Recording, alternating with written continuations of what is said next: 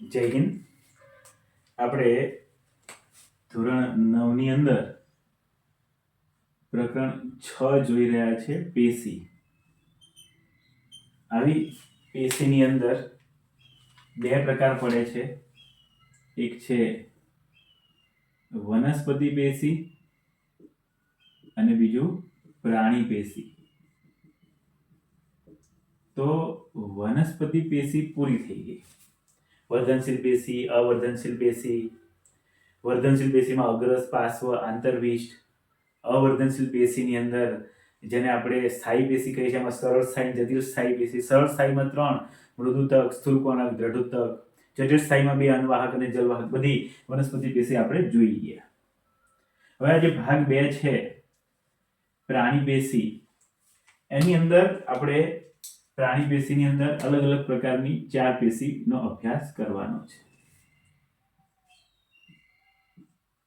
એમાં પહેલી આપણે ભણીશું એ પેશીનું નામ છે અધિચ્છદીય પેશી. બીજી પેશી આપણે ભણીશું સંયોજક પેશી. ત્રીજી પેશી જે છે એ છે સ્નાયુ પેશી. આ સ્નાયુ પેશીના પાછા પ્રકાર પડે, મુખ્ય 3 પ્રકાર છે પાછું: રેખિત સ્નાયુ પેશી, અરેખિત સ્નાયુ પેશી અને હૃદ સ્નાયુ પેશી. એટલે પ્રાણી પેશી 3: અધિચ્છદીય, સંયોજક, સ્નાયુ અને ચેતાપેશી. ચેતાપેશીની અંદર એક ચેતાકોષનું નિર્માણ કરવાનું હોય છે. સ્નાયુ પેશીની અંદર આ 3 સ્નાયુ પેશી ભણવાની છે. સંયોજક પેશીની અંદર રુધિર આવે, અસ્થિ આવે, કાસ્થિ આવે, તંતુ ઘટક પેશી આવે. અધિચ્છદીય પેશીની અંદર લાદીસમ, ઘનાકાર, સ્તંભાકાર જેવી અલગ અલગ પ્રકારની અધિચ્છદીય પેશી આવે છે. તેવા અલગ પ્રકાર નહીં જોઈએ આપણે, બધું સમગ્ર આપણે અધિચ્છદીય પેશીની અંદર જોઈ લઈશું. એવી રીતે આમાં પણ સંયોજક પેશી સમગ્ર રીતે જોઈ લઈશું. રેખિત, અરેખિત અને હૃદ સ્નાયુ પેશી છે એ કમ્પેરિઝન સાથે જોઈશું, અને ચેતાકોષ નામ નિર્દેશવાળી આકૃતિ સાથે આપણે જોઈશું. તો આ 4 પેશી પ્રાણી પેશીની અંદર ભણવાનું છે. તમારું ચેપ્ટર અહીંયા 4 પેશી ભણતા પૂરું થઈ જશે. તો પહેલી પેશીની આપણે શરૂઆત કરીએ. તો પહેલી આપણે લઈશું એ છે અધિચ્છદીય પેશી. તો આ અધિચ્છદીય પેશી એક સરસ ઉદાહરણ દ્વારા આપણે સમજીએ. તો ચોપડીમાં બધું આપેલું જ છે, બધું એ પ્રમાણે તમે નોટ બનાવી શકો, પણ સમજો ખાલી કે આ અધિચ્છદીય પેશી છે. એક ઉદાહરણ આપું છું, પરીક્ષામાં ઉદાહરણ નથી લખવાનું. કે આપણા ઘરની અંદર આપણે પ્લાસ્ટર કરાવીએ છીએ તો કેમ કરાવીએ છીએ? કલર કરાવીએ છીએ તો કેમ કરાવીએ છીએ આપણે? તો તમે કહેશો કે પ્લાસ્ટર તો સાહેબ ઈંટોને રક્ષણ મળે એટલે પ્લાસ્ટર કરાવવું પડે, ત્યાર પછી કલર કરાવવો પડે જેથી ઘર અંદરથી અને બહારથી સુંદર અને સુરક્ષિત રહે. એમ આ જે અધિચ્છદીય પેશી જે છે એનું કામ પણ કંઈક આવું જ છે. એ શરીરના જે અંગો છે, બધા અલગ અલગ પ્રકારના અંગો જે છે, શરીરના અંગો, એને અંદરથી અને બહારથી સુરક્ષિત રાખવાનું કામ એ અધિચ્છદીય પેશી એક પડ તરીકે કામ કરે છે, કવર તરીકે કામ કરે છે, સુરક્ષિત રાખે છે. શરીરના અંગોને અંદરથી અને બહારથી સુરક્ષિત રાખવાનું કામ અધિચ્છદીય પેશીનું છે. જે મોંની અંદર આવેલું હોય છે, ફેફસામાં આવેલી હોય છે, આંતરડામાં આવેલી હોય છે. એક બીજું ઉદાહરણ આપણે લઈએ. હું તમને ફળનું ઉદાહરણ આપું. ફળની અંદર જોવા જઈએ તો આપણે સફરજન અને કેળાની વાત કરીએ કે આ બંનેની અંદર તમે જોશો તો સફરજન અને કેળાની ઉપર છાલ આવેલી હોય છે. તો આ છાલ ના હોય તો શું થાય? તો સફરજન અને કેળું છે, તમને ખ્યાલ હશે કે કેળાની છાલ કાઢી નાખીએ, સફરજનની છાલ કાઢી નાખીએ તો એ તરત જ કાળું પડી જાય, બગડી જાય, ધૂળ અને જીવજંતુ ગરમીની અસર થવા માંડે. એમ આપણા શરીરની અંદર પણ આ જે અધિચ્છદીય પેશી આવું રક્ષણનું કામ કરે છે. જેમ કે ત્વચા, એ આવી જ રીતે એ બેક્ટેરિયાને એ બધાથી આપણને બચાવે છે. એટલે જેમ સફરજન કેળા માટે છાલ જેવું કામ કરે છે ને, એમ ત્વચા એ આપણા શરીર માટે આવું કામ કરે છે. તો ત્વચા પણ એક પ્રકારની અધિચ્છદીય પેશી જ છે, આપણને બચાવે છે. હજુ એક ઉદાહરણ લઈએ આપણે. ત્રીજું ઉદાહરણ, તમે સરસ મજાની સ્કૂલની અંદર અભ્યાસ કરી રહ્યા છો અને દરેક વિષયની નોટબુક, તમે પુસ્તક જે હોય છે એને પૂઠું ચડાવો છો, એને લેમિનેટ કરો છો. એવું કેમ કરો છો? લેમિનેશન કરો છો એવું કંઈક તો કારણ હશે લેમિનેટ કરવાનું કારણ, જેથી કરીને પેલું નાના નાના ખૂણા વળી ના જાય, પૂઠું સચવાઈ રહે. બહુ તો એવી જ રીતે આવું જે લેમિનેશનનું કામ જે છે એ અધિચ્છદીય પેશીનું છે. તો જોવા જઈએ તો આજે આપણી અધિચ્છદીય પેશી જે છે એ સરસ મજાની એ કુદરતી, જેને કહીએ ને કે આ લેમિનેશન, આપણે પુસ્તકને કેવું લેમિનેશન કરીએ છીએ, એમ કુદરતી લેમિનેશન છે આપણા શરીરની અંદર. અધિચ્છદીય પેશી કુદરતી લેમિનેશન છે. એ ક્યાં આવેલી હોય છે સાહેબ આ અધિચ્છદીય પેશી? તો કે અધિચ્છદીય પેશી ક્યાં આવેલી હોય છે? તો એ ત્વચા, આપણી ત્વચા અધિચ્છદીય પેશીની બનેલી હોય છે. એ મોંની અંદરનો ભાગ જે હોય છે એ પણ અધિચ્છદીય પેશીનો બનેલો હોય છે. લોહીની નળીઓ હોય છે, ફેફસા હોય છે, તો આ બધું જ અધિચ્છદીય પેશીનું બનેલું છે. એનો દેખાવ કેવો હોય છે? તો કે આમ જોવા જઈએ ને તો અધિચ્છદીય પેશી તો 3 પ્રકારે હોય: લાદીસમ, ઘનાકાર, સ્તંભાકાર. આપણે ઓવરઓલ બધું મિક્સ ભેગું જોઈએ છે. પણ એ દેખાવે જોવા જઈએ તો ઘરની અંદર ટાઇલ્સ હોય અને એ ટાઇલ્સની અંદર નીચે ફ્લોર જે હોય છે, ફ્લોરિંગ, એ ઘરની અંદર એ ફ્લોરિંગ હોય છે અને ફ્લોરિંગની ઉપર ટાઇલ્સ કેવી બંધ બેસતી આવી જાય એકદમ ફિટ, એવી જ ચુસ્ત રીતે આ અધિચ્છદીય પેશી આપણા શરીર સાથે જોડાયેલી છે. તો પછી આ અધિચ્છદીય પેશીનું કામ શું છે? તો આ અધિચ્છદીય પેશી આપણા શરીરની અંદર એક તો રક્ષણ આપવાનું કામ કરે છે. કામ શું? તો કે રક્ષણ આપવાનું કામ કરે છે. શેનાથી રક્ષણ આપે છે? તો કે બહારના જે કચરો હોય, બેક્ટેરિયા હોય, એને શરીરમાં પ્રવેશતા અટકાવે છે. બીજું છે શોષણનું કામ કરે છે. તો આ અધિચ્છદીય પેશી જે આંતરડામાં ખોરાકનું શોષણ કરવાનું કામ કરે છે. ત્રીજું ગાળણનું પણ કામ કરે છે અધિચ્છદીય પેશી. શું? તો કે કિડનીમાં લોહી ગાળવાનું કાર્ય પણ આ અધિચ્છદીય પેશી કરતી હોય છે.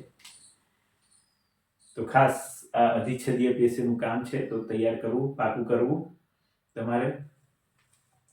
આટલું અધિચ્છદીય પેશીની અંદર રક્ષણ, શોષણ, ગાળણનું કામ છે. ક્યાં આવેલી હોય છે? અલગ અલગ મોં, અંદરનું ભાગ, ત્વચા, બરાબર, શરીરના દરેક અંગોને એ કુદરતી લેમિનેશન પૂરું પાડે છે, અંદરથી અને બહારથી રક્ષણ આપે છે.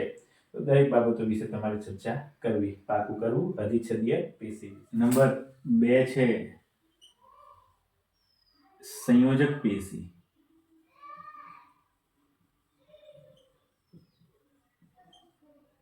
આ સંયોજક પેશીની અંદર જોવા જઈએ તો ખાસ કરીને અહીંયા લખીએ આપણે સંયોજક પેશી.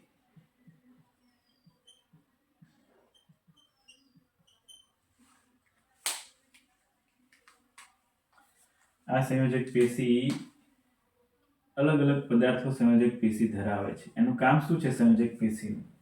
તો કે શરીરના અંગોને જોડતી પેશી છે.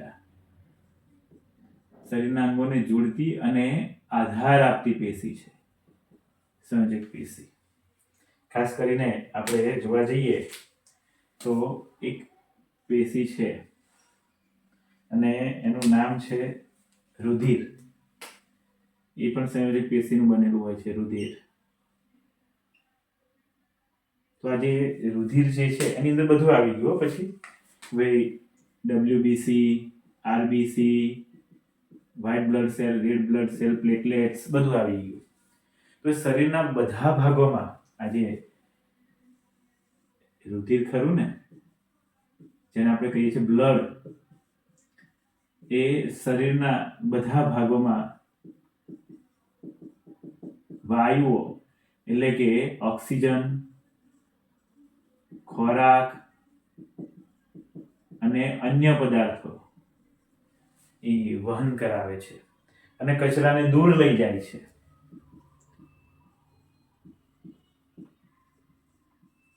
તો એ રુધિરની અંદર સંયોજક પેશીની અંદર આવે છે. રુધિર એક સંયોજક પેશીની બનેલી હોય છે. ત્યારબાદ બીજું આ સંયોજક પેશીની અંદર આવે છે એ છે બોન, અસ્થિ, જેને આપણે કહીએ છીએ. અસ્થિ એટલે કે બધા હાડકા.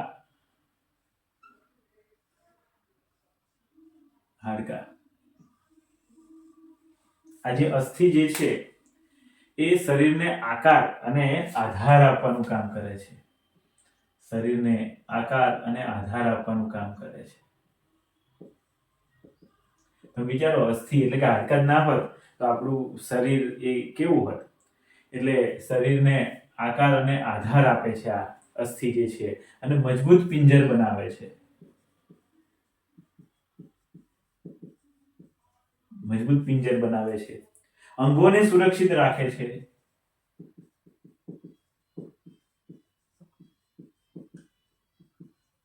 અને આમ જોવા જઈએ તો એ શરીરના અંગોને જોડવામાં મહત્વનો ભાગ ભજવે છે. શરીરના અંગોને જોડવામાં મહત્વનો ભાગ ભજવે છે અસ્થિ જે છે એ. અસ્થિ. આવી જ રીતે બીજું એક છે, અને એને આપણે કહીશું કાસ્થિ. કાસ્થિ એટલે કાનની આકૃતિ આપણે અહીંયા કલ્પના કરી શકીએ, કેમ કે આ જે કાસ્થિ છે ને એ શરીરની અંદર ખાસ કરીને જોવા જઈએ તો એ નાક, કાન અને ગળાના ભાગોમાં આવેલી હોય છે. એ ગળામાં આવેલી હોય છે, અને શરીર સાથે નાક, કાન અને આ ગળાને એ જોડીને એને સ્થિતિસ્થાપક બનાવે છે, મજબૂત બનાવે છે. અને આપણે શું નામ આપ્યું? કાસ્થિ. સ્થિતિસ્થાપક અને મજબૂત બનાવે છે. સાંધાને લચીલા બનાવે છે. સાંધાને લચીલા બનાવે છે આ કાસ્થિ. તમે આ જો કાન વાળો હોય તો વાળી શકાય, લચીલા બનાવે એ ભાગની અંદર. એટલે આ કાસ્થિ. આ જ સંયોજક પેશી, આમ જો સંયોજક પેશી તો કે રુધિર, અસ્થિ, કાસ્થિ, પણ એની અંદર એક આવે છે તંતુ ઘટક પેશી. આ તંતુ ઘટક પેશીનું કામ શું છે? તો કે અંગોની અંદર ખાલી જગ્યાઓ ભરે છે. શરીરના જે જુદા જુદા અંગો હોય એની અંદર ખાલી જગ્યા હોય તો એ ખાલી જગ્યા ભરવાનું કામ કરે છે. ખાલી જગ્યાઓ ભરે છે તંતુ ઘટક પેશી. આમ કરોળિયાનું ઝાડ કેવું હોય એ પ્રમાણે એવી રચનાઓ સ્વરૂપે એ ખાલી જગ્યાઓ ભરી દે છે, અને આંતરિક અંગોને આધાર આપે છે. આંતરિક અંગોને આધાર આપે છે.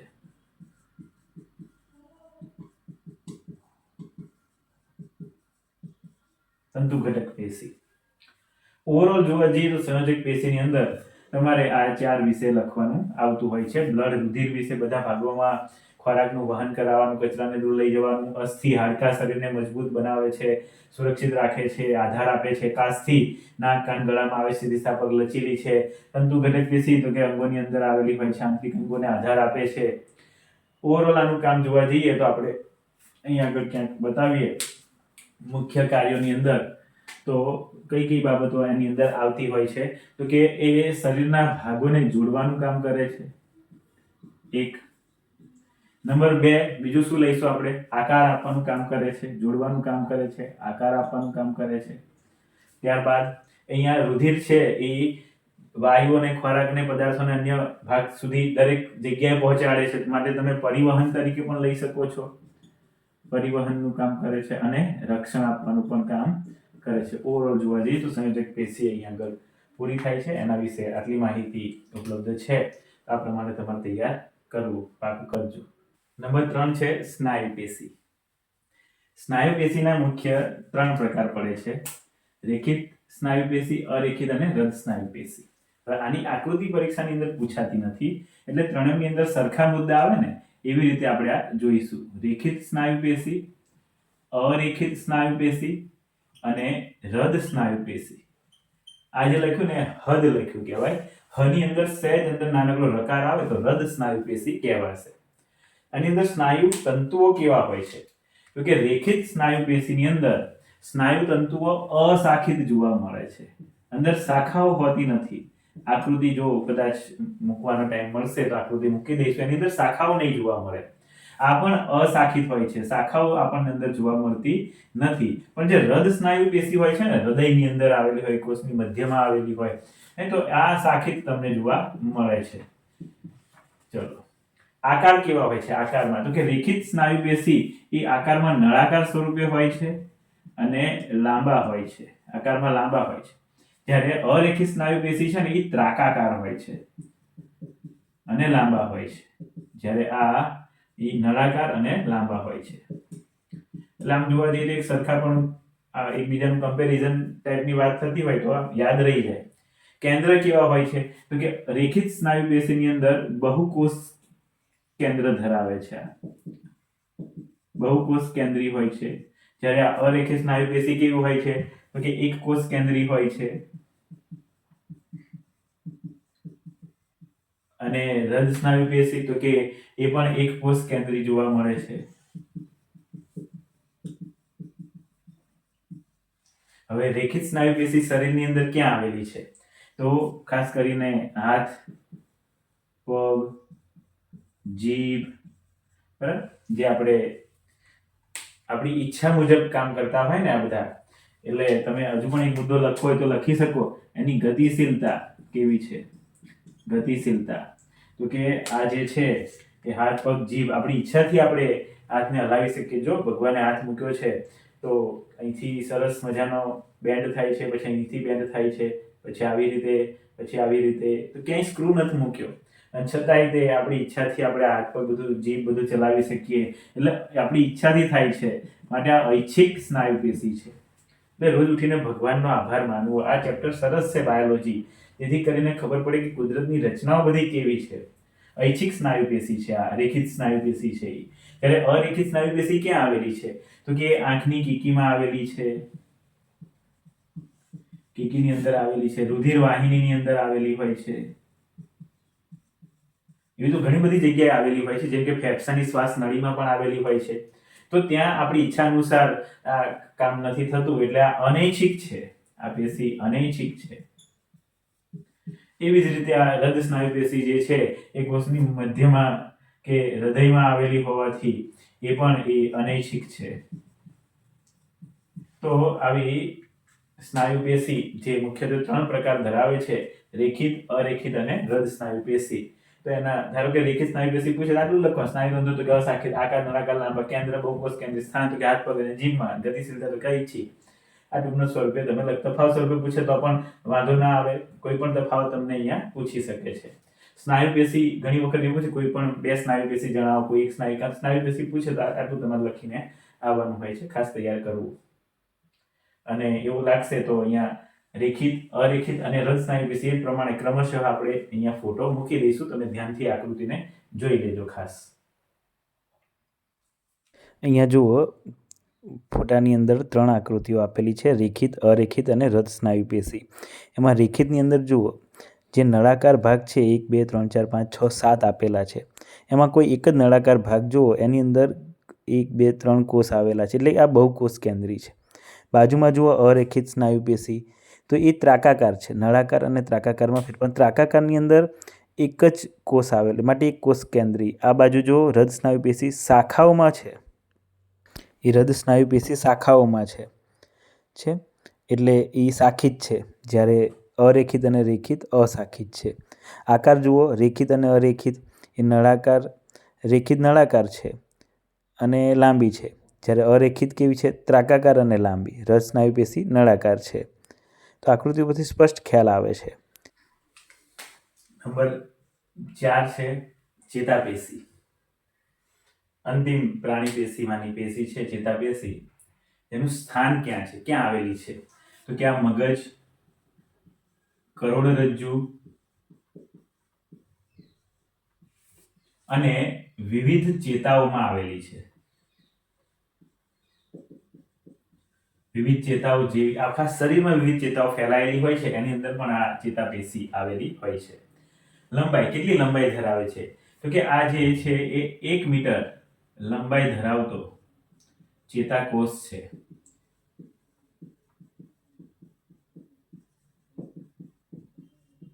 જેની આકૃતિ ચેતાપેશીની અંદર ચેતાકોષની આકૃતિ અહીંયા બતાવેલી છે. નિર્માણની અંદર શું આવે, કેવી રીતે આ નિર્માણ પામે છે? તો આ બધા અક્ષતંતુઓ એકબીજા સાથે જોડાઈને એ ચેતાનું નિર્માણ કરે છે. તો અક્ષતંતુઓ એકબીજા સાથે સંકળાઈને ચેતાનું નિર્માણ કરે છે.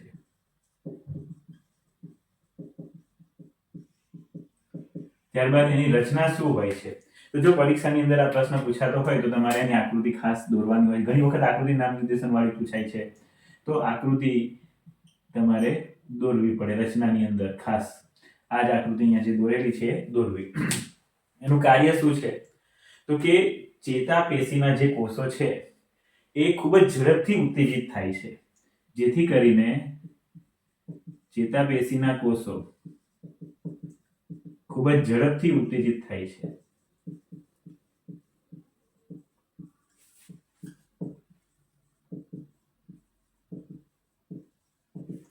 હવે આ ઉત્તેજનાને કારણે આ જે ઉત્તેજના જે છે એ શરીરના એક જગ્યાએથી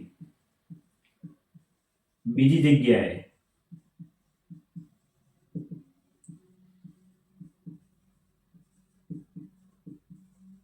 વહન કરે છે. ચેતાપેશીના કોષો ખૂબ જ ઝડપથી ઉત્તેજિત થાય છે. આ ઉત્તેજના એટલે કે જે ખૂબ જ ઝડપથી ઉત્તેજિત થાય છે, જેથી શરીરના એક જગ્યાએથી બીજી જગ્યાએ ઉત્તેજના વહન થતી હોય છે. એટલે આમ જોવા જઈએ તો એક પ્રકારમાં આપણે એવું કહી શકીએ કે સંદેશા વ્યવહારનું નેટવર્ક છે આ ચેતાકોષ પાસે. સંવેદના ગ્રહણ કરવાનું, એ પણ તમે સંવેદના ગ્રહણ કરવાનું કાર્ય પણ કરે છે. સંવેદના ગ્રહણ કરવાનું કાર્ય એટલે જેમ કે બહારના વાતાવરણમાંથી ઉત્તેજના જો મળે તો સ્પર્શની મળે, ગરમીની મળે, ઠંડીની મળે, તો એ ગ્રહણ કરવાનું કાર્ય છે. બીજું છે વહનનું કાર્ય છે. વહન કરવાનું. શું વહન કરશે? તો કે આ જે સંવેદના મળે, ગરમી, ઠંડી કે પછી સ્પર્શની કોઈ બી સંવેદના મળે, એ સંવેદનાને વિદ્યુત આવેગો સ્વરૂપે મગજ અને કરોડરજ્જુ સુધી પહોંચાડવાનું એટલે વહનનું કાર્ય કરે છે. અને ત્રીજું જે છે એ છે પ્રતિસાદ આપવાનું કાર્ય. મગજ દ્વારા મળેલા આદેશને એ સ્નાયુઓ સુધી પહોંચાડે, જેથી શરીર હલનચલન કરી શકે. તો એ પ્રતિસાદ આપવાનું કાર્ય પણ કરે છે આ ચેતાપેશી. ખાસ તમારે આટલું લખવાનું હોય છે. સ્થાન મગજ, કરોડરજ્જુ, વિવિધ ચેતાઓમાં લંબાઈ 1 મીટર લંબાઈ ધરાવતો ચેતાકોષ છે. બરાબર. અક્ષતંતુઓ એકબીજા સાથે સંકળાઈને ચેતાનું નિર્માણ કરે છે. એકબીજા સાથે સંકળાય છે, પણ એક પેશી છે. કઈ પેશી દ્વારા સંકળાય છે? તો કે સંયોજક પેશી દ્વારા. પેશી દ્વારા સંકળાઈને ચેતાનું નિર્માણ કરે છે. આકૃતિ જો તમારે દોરવી હોય તો સિમ્પલ આકૃતિ છે. અહીં આગળ વચ્ચે કોષ કેન્દ્ર તમારે બતાવવું, એની આજુબાજુ કોષ કાય બતાવવો. આ જે છે એ અક્ષતંતુઓ સંયોજક પેશી દ્વારા જોડાયેલા હોય છે. આ ચેતાંતો છે, ચેતાને અંતે આવેલા તંતુઓ ચેતાંતો કહેવાય. આ બહાર શાખા સ્વરૂપે હોય અને શિખાતંતુ કહેવાય. તો આવી સરસ મજાની આકૃતિ છે, તો તમે દોરવું, તૈયાર કરવું. આકૃતિને જો દોરવી હોય તો આપણે ફરી વખત અહીંયા આપણે દોરી લઈએ. જો વચ્ચે એક રાઉન્ડ કરવાનું અને સી આકારે તમારે બતાવવાના. ખાસ અહીંયા 2 લાઈનો આવવી જોઈએ, બાકી ગમે તેટલા સી આવા પડતા હોય વાંધો નથી. આ 2 લાઈનો આવે અને તમારે આવી રીતે બતાવી દેવાની. બરાબર. આ થઈ ગયું. પછી અહીંયા અક્ષતંતુઓની બધી રચના કરી દેવાની. આવા બોક્સ સ્વરૂપે તમારે બતાવી દેવાના 3-4. ચલો, અહીંયા શિખાતંતુ બતાવવા હોય તો આ પ્રમાણે બતાવી દો તમે. ચલો, આ શિખાતંતુ તમારા તૈયાર થઈ ગયા. આ કોષ કેન્દ્ર. બરાબર. આ બધા અક્ષતંતુઓ આવી ગયા. હવે ચેતાને અંતે આવેલા આ બધું સી આકાર પાડી દેવાનો. પછી તમે આ જે લાઈન દોરો ને એમાં સહેજ આવી રીતે આમ બતાવવાનું. બસ આટલું જ કરવાનું. અહીંયાથી બીજી લાઈન બતાવો. પતલી લાઈન દોરવાની એક શાંતિ. અહીંયા 2 ફાંટા પાડવાના આવી રીતે. જોશે? હજુ એક બતાવી દો નાનકડું, અને અંતે બતાવી દો. ચેતાના અંતે આવેલા બધા ચેતાંતો આવી ગયું. પછી અક્ષતંતુઓ આ રહ્યા, આ શિખાતંતુ, આ છે કોષ કેન્દ્ર, અને જે વચ્ચેનો ભાગ આજે આવશે એ કહેવાશે કોષકાય તરીકે ઓળખાશે. તો સરસ મજાની આકૃતિ છે, તૈયાર કરવું, પાકું કરવું, પરીક્ષાની અંદર પૂછાતું પણ હોય છે, તૈયાર કરજો.